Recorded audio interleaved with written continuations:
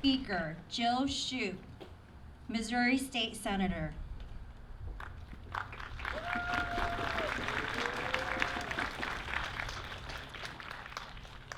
Good evening. I'm Jill Shoup, State Senator, and it's an honor to be here with you tonight, even though it is a night of grief and sadness.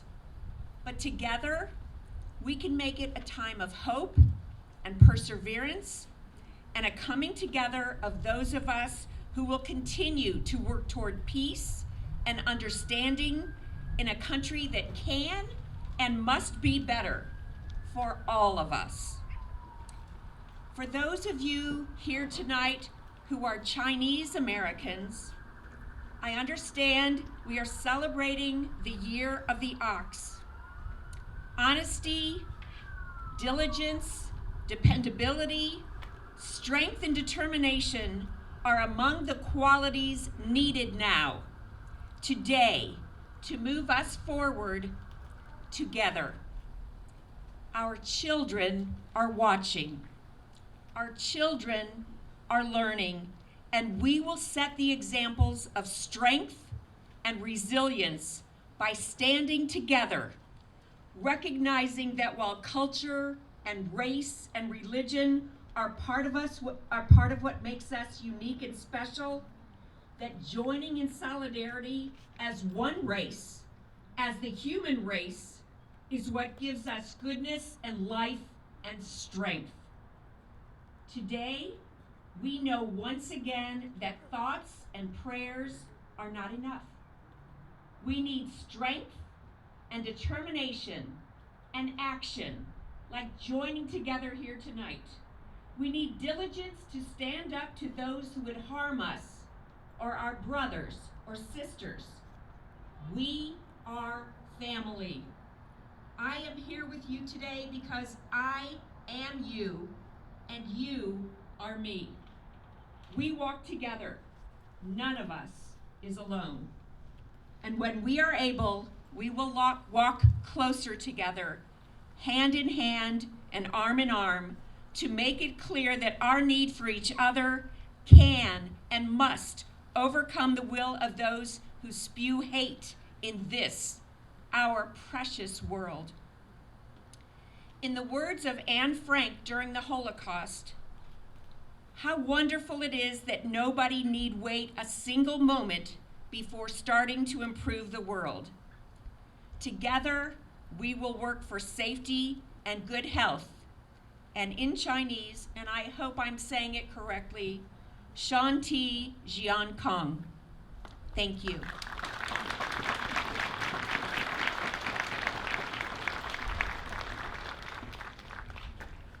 Thank you. Our next speaker, Dr. Sam Page, St. Louis County Executive.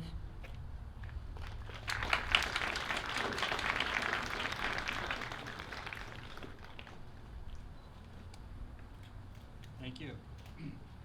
Like all of you, I'm deeply saddened by this week's attack in Atlanta, where 8 people lost their lives, including 6 women of Asian descent. And my heart goes out to all of those who were impacted by this senseless tragedy.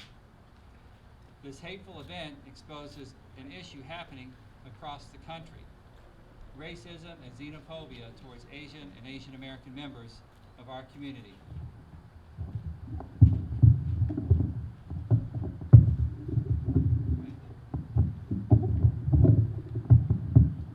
Thank you.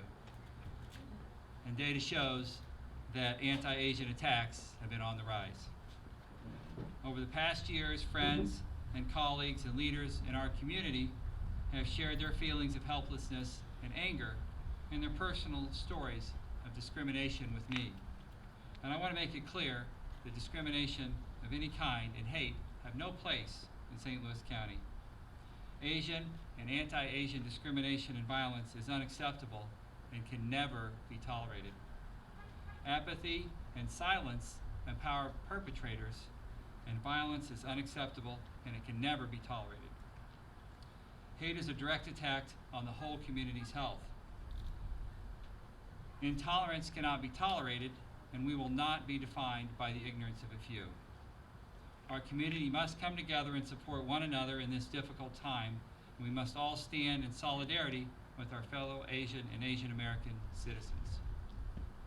To the thousands in the St. Louis community who are Asian or Asian American, know that Jenny and I stand in solidarity with you. We remember the victims of Tuesday's shooting and all who have suffered Asian American racism and xenophobia. And please know that I am committed to working to build a safer and more respectful and more equitable community for all. And I value the diversity of our community, and I want you to know that everyone is welcome in St. Louis County. Thank you.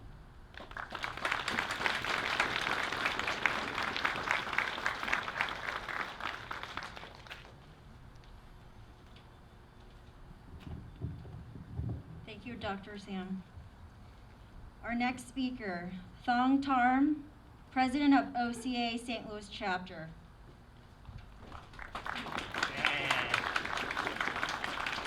Good evening, everyone. Can you hear me?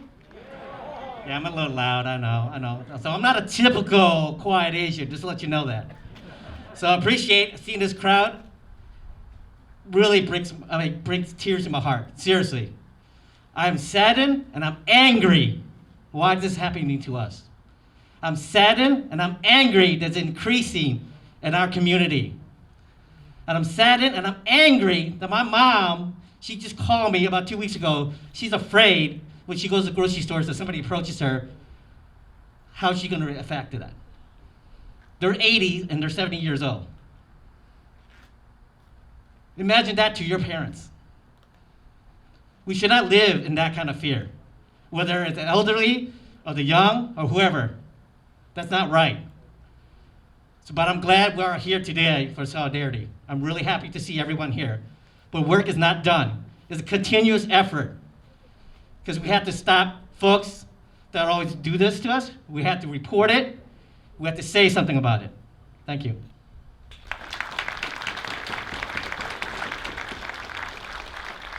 Thanks, Thong. Our next speaker, Anna Crosland, retired president of International Institute of St. Louis.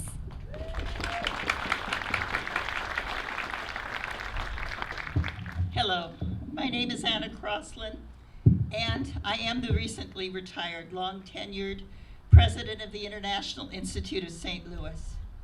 I stand here tonight, however, as an Asian American, as the daughter of a Japanese immigrant mother, and as someone who has had lifelong firsthand experience being othered in America.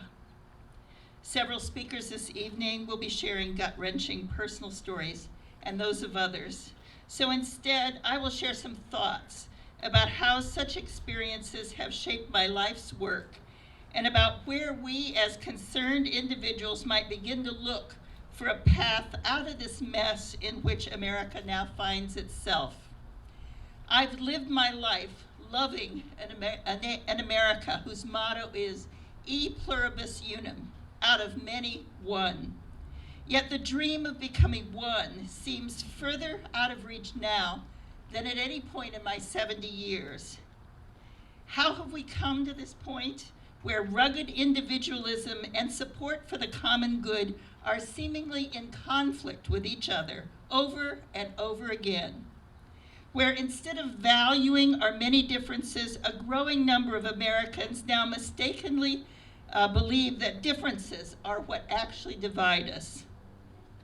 Let me quickly step back for a moment and offer 3 sets of anthropological differences: physical, cultural and social, and environmental.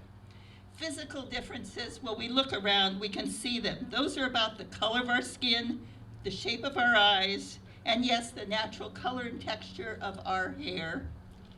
Social, cultural differences are the language we speak, religion, dress, and acquired characteristics that identify us as members of certain groups. And finally, environmental differences include our urban and rural upbringing, educational attainment, and different things like that. Anything in the latter 2 categories can be changed. However, none of us have control over our physical differences. Basically, we got what we were born with. I have a friend who's a 5th generation Japanese American, His family's been in the United States for more than 100 years, and he frequently hears the statement that he speaks English so very well. How often does that happen to so many of us, huh? What's the hidden message here? Unfortunately, it's that in America, we are seen as foreigners first, regardless of how long we have lived here. So how do we begin to build bridges and become less connected? Well, it's about obviously standing up. It's about speaking out. It's about mindful interaction, education, and advocacy. It's about our community pressing for educational changes, inclusion in textbooks. It's about really being able to stand up and plan events and have meaningful connectedness among different people in the community. And it's about actively working to break down barriers. So, it isn't always about other people, it's about us as well. We have been quiet for too long.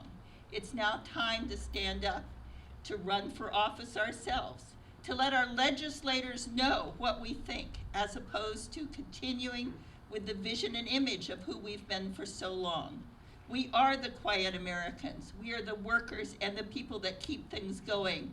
But now we have to be more than that, because we have to share who we truly are deep down inside and be able to make America a place for all of us, not just for some. Thank you.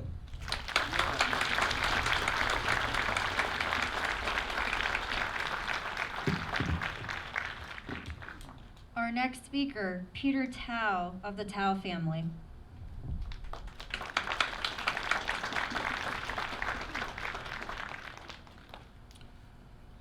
Welcome on this sad but hopeful evening, because it's hopeful because pleasant that so many people are here.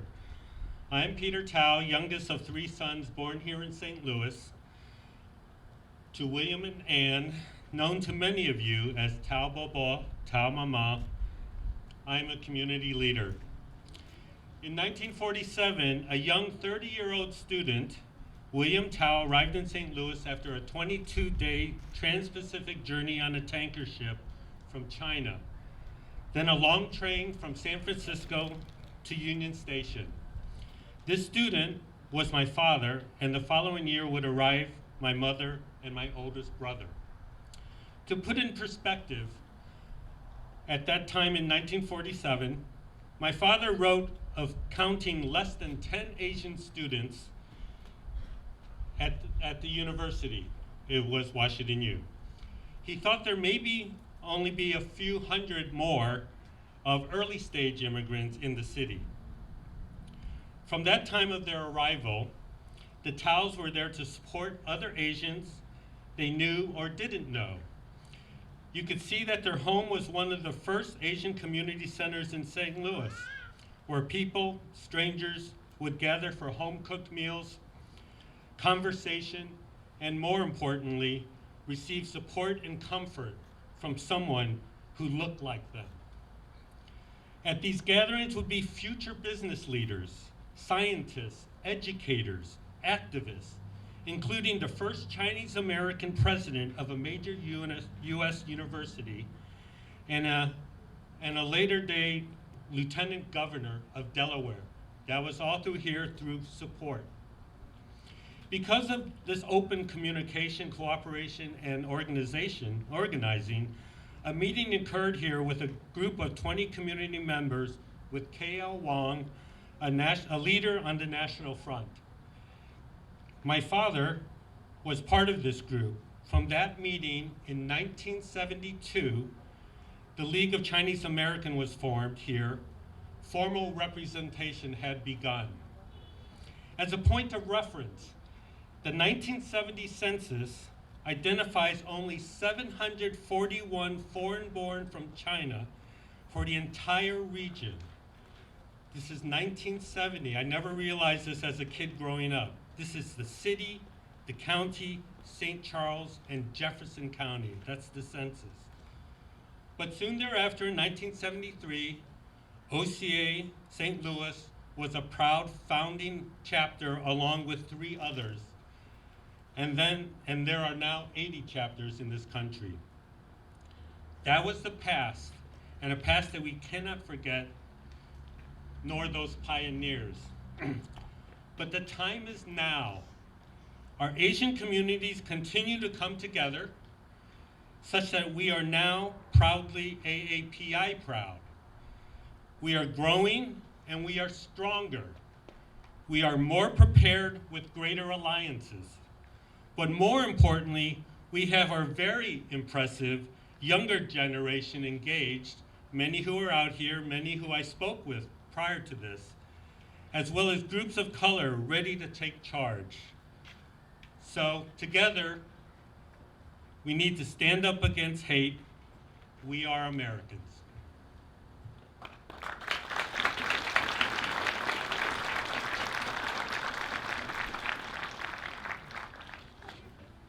Thanks, Peter. Our next speaker, Lisa Clancy, St. Louis County Councilwoman, District 5.